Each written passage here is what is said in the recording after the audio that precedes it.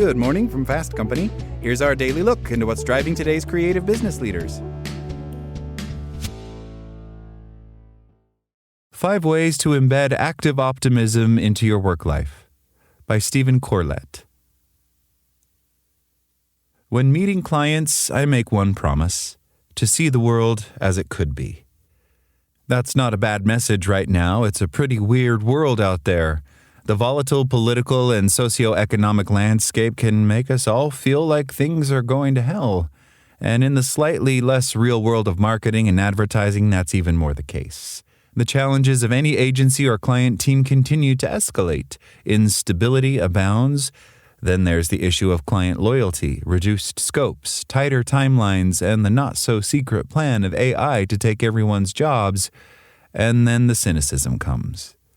As we know, misery loves company, so soon, if you want to find it, it can turn up everywhere. You'll see it in status meetings, LinkedIn posts, industry events, and coffee machine catch-ups. Quickly it becomes less funny. In the end, it's just a deluge of boring, negative energy. That's why optimism is a way out. We need radiators, not drains, in our teams and our businesses. But let's be clear here. It's not about smiling and hand-clapping and whooping. Toxic positivity can be a nightmare and will inevitably create a feeling of mistrust or emptiness from employees.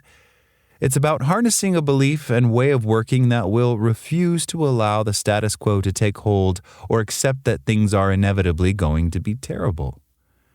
Active optimism.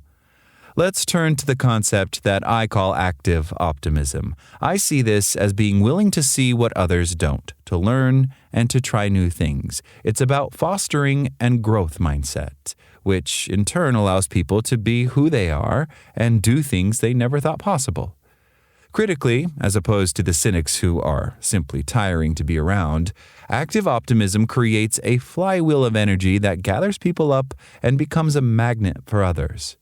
Now, don't get me wrong, a little bit of skepticism is sometimes useful, but in the world we face today, active optimism can be a powerful tool, and you can embed it into an organization.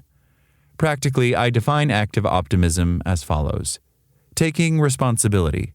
Some days it's hard to be positive. We have to deal with the truth and honesty. Sometimes the truth isn't great. But we also know that our team needs us on our feet and to find a way forward. We need to take more responsibility for the environment, aspirations, and world as it could be. Breaking Bad creator Vince Gilligan recently made a plea to the writing community to take more responsibility by writing more good guys. In a world that's turning dark, taking responsibility is what a leader does. Adopting the "we can if" mentality. Adam Morgan and Mark Barden, in their brilliant book, A Beautiful Constraint, talk about the power of using "we can if" as a starting point for finding a solution when faced with obstacles. I'm obsessed with this approach. We spend so much of our time with challenges, it's so easy to default to "it's not going to happen." In many cases, that seems a perfectly reasonable point of view, back to that point about healthy skepticism. But the moment we use "we can if," we've started to create the answer. From there, we can build a way forward. Try it. I promise it works. Implementing a reality distortion bubble.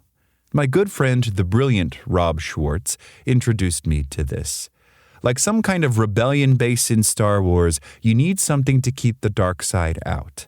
When the chatter or negativity can start to rise, having you and your management team able to take time to live in this reality distortion bubble means you can help each other believe and keep moving. Far too many of us spend time with people coming up saying things aren't going well, even if they are. So it can sometimes feel like there's no good news, or that it's only ever a problem. Sadly, that's the job, which is why protecting yourself and your leadership team from it can be so useful. Now, as I've mentioned before, this doesn't mean not dealing with the truth or putting your head in the sand. It does mean don't get taken down by these hits and occasionally give you and your team the opportunity to go into that bubble and think about the positivity in your journey to the real world as it could be. Never wasting momentum. A small win here, a positive meeting there. Grab them, socialize them, and understand why they went well. learn, and repeat. Negativity is toxic and can get into the corridors and crevices of a team very easily, but so can momentum. Surrounding yourself with the right people. You want to spend most of your time with radiators, not drains. We're the sum of the people we surround ourselves with. Get the energy in the room and, where necessary, change the people or change the people. It can be hard to be optimistic when fortune doesn't smile on you, and it's even harder when you are surrounded by cynicism or negativity.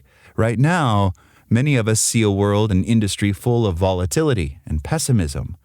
But I believe for businesses, teams, and leaders, active optimism in seeing the world as it could be is the only practical course of action. That's all today from Fast Company. Talk to you tomorrow.